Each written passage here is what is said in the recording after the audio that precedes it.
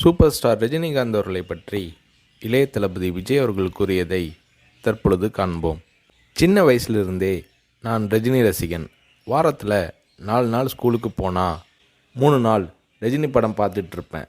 எனக்கு 5 வயசாகி இருக்கிறப்ப ரஜினி சாரோட அன்புக்கு நான் அடிமை படம் ரிலீஸ் ஆச்சு. எப்படியாவது படம் பார்த்துடணும்னு ஆசை. ஆனால் ஸ்கூலுக்கு கட்டடிச்சிட்டு போகிற வயசு அல்ல அது. அதனால் நான் என்ன பண்ணினேன்னா, அப்பா ஷூட்டிங்க்கு போன உடனே எங்கள் அம்மா கிட்ட ரொம்ப அடம் பிடிச்சி மேட்னி ஷோவுக்கு போயிட்டேன். மேட்னி ஷோ பார்த்துட்டு வெளியே வந்ததும் திரும்பவும் ஈவினிங் ஷோ பார்க்கணும்னு அடம் பிடித்தேன். ஒரு போடு போட்டு வீட்டுக்கு கூட்டி வந்து விட்டாங்க. அங்கிருந்து நேரே சுரேந்திர மாமா வீட்டுக்கு போனேன். அவருக்கு நான் செல்ல பிள்ளை. என்னடா திடீர்னு வந்திருக்கேன்னு கேட்டார். அன்புக்கு நான் அடிமை படம் பார்க்கணும்னு சொன்னேன். என்னடா திடீர்னு வந்து சொல்கிறானாரு. இல்லை, கண்டிப்பாக போகணும்னு சொன்னேன். சரி வா, அம்மா கிட்ட போய் சொல்லிட்டு போகலாம்னாரு. இல்லை, அம்மா கிட்ட சொன்னால் திட்டுவாங்க. நான் உங்கள் வீட்டில் இருக்கேன்னு சொல்லிட்டு வந்துட்டேன். படம் பார்த்துட்டு நைட்டு போயிடுறேன்னு. அதே மாதிரி சுரேந்திரர் மாமா கூட போய் 2வது தடவையாக படம் பார்த்துட்டு வீட்டுக்கு வந்துட்டேன். அப்படியும் சும்மா இருக்கலை. ஷூட்டிங் முடிஞ்சிட்டு 9 மணிக்கு அப்பா வந்தார். வாடா சாப்பிடலாம்னாரு. எனக்கு பசி இல்லைன்னு முகத்தை திருப்பிக்கிட்டேன். கோபமாக இருக்கிற மாதிரி நடிப்பு காட்டினேன்.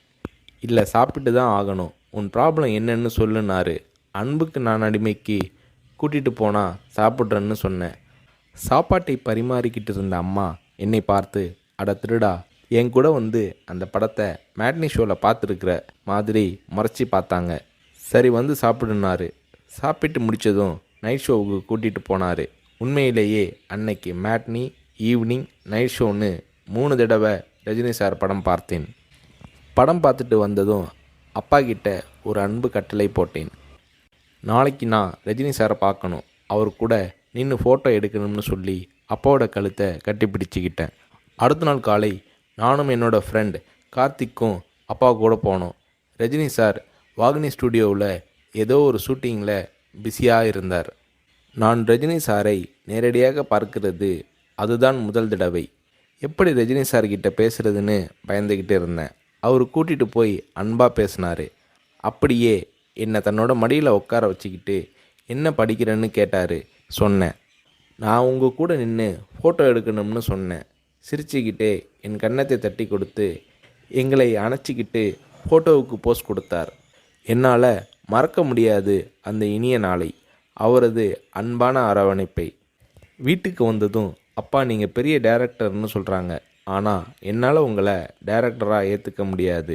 எப்போ எங்கள் தலைவர் ரஜினியை வச்சு டைரக்ட் பண்ணுறீங்களோ அன்னைக்கு தான் உங்களை டைரக்டராக ஏற்றுக்குவேன்னு சொன்னேன். அப்பா என்னை பார்த்தாரு. ஒரு ஹிந்தி படம் டைரக்ட் பண்ணுறதுக்காக எங்கள் அப்பா பாம்பே போனார். எனக்கு ஹாலிடேங்கிறதால நானும் அம்மாவும் கூட போயிருந்தோம். மும்பையில் இருந்த ப்ரொடியூசர் பூர்ணச்சந்திர ராவ் எங்கள் அப்பாவுக்கு ஃபோன் பண்ணி கூப்பிட்டதும் அப்பா அவரை பார்க்க போனார். வரும்போது ரொம்ப சந்தோஷமாக இருந்தார்.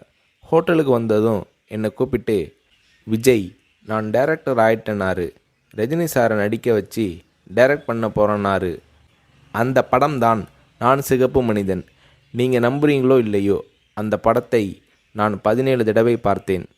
நடிக்கணும்னு ஆசைப்படுறியே, உனக்கு நடிப்பை பற்றி என்ன தெரியும்னு எங்கள் அப்பா கேட்டதும் உடனே அப்போதே ஒரு சீன் நடித்து காட்டினேன்.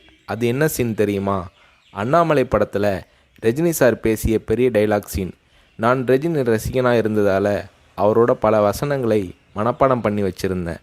அதில் ஒரு வசனம்தான் எனக்கு உதவியது.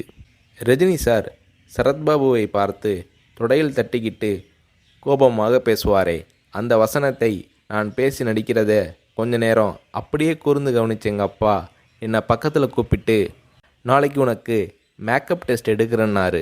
அவர் அந்த வார்த்தைகளை சொல்லி கை குலுக்கியதும் எனக்கு சிறகு முளைச்சி ஆகாயத்தில் பறக்கிற மாதிரி எல்லையில்லாத மகிழ்ச்சி பொங்கியது என்று நடிகர் ரஜினி அவர்களை பற்றி இளைய தளபதி விஜய் அவர்கள் கூறுகிறார்.